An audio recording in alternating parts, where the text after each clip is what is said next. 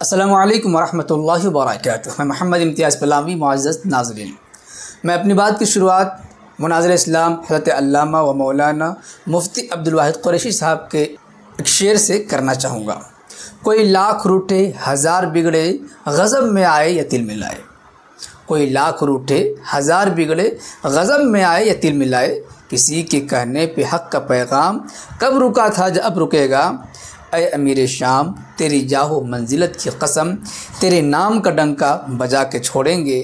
تیرے نام سے جو جلتے ہیں زندیق و ملحد، تیرے نام سے جو جلتے ہیں زندیق و ملحد، ان کو اللہ کے نام سے ڈرا کر چھوڑیں گے۔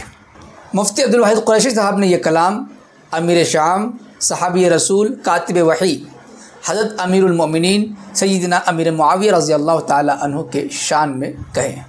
کچھ لوگ حضرت امیر معاویہ رضی اللہ تعالیٰ عنہ کے خلاف بکواسات کر رہے ہیں، تو ان کے بکواس کا جواب علماء بھی دے رہے ہیں۔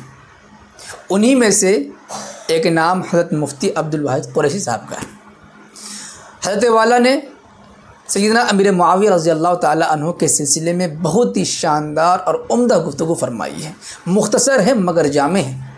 میں چاہتا ہوں کہ آج کے اس ویڈیو میں مولانا مفتی عبدالواحد قریشی صاحب کی زبان سے کچھ الفاظ آپ کو سنا دیے جائیں، حضرت امیر معاویہ رضی اللہ تعالیٰ عنہ کی شان میں، ان سے محبت کے طور پر آپ بھی سنیں اور مزے لیں، اور جو لوگ ان کے خلاف زبان درازی کر رہے ہیں، بکواس کر رہے ہیں، ان سے بس کیا کچھ کہہ سکتے ہیں سوائے اس کے کہ ان کے دلوں کے اندر حسد ہے، جلن ہے، یا یہ کہہ لیجئے کہ ان کی بد نصیبی ہے۔ سماعت فرمائے مولانا مفتی عبدالواحد قریشی صاحب کی زبانی۔ کوئی حضرت معاویہ پہ بھونکنے لگے، باقی دلائل بعد میں انہیں کہو پیغمبر کریم نے ان کو جنتی فرمایا۔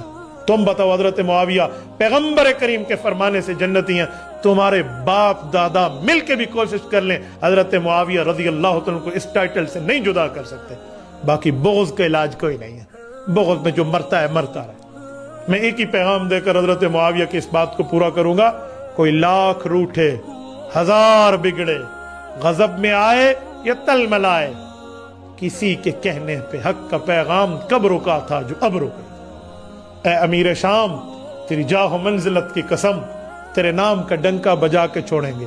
تیرے نام سے جو جلتے ہیں ملحد و زندیق، ان کو اللہ کے عذاب سے ڈرا کے چھوڑیں گے۔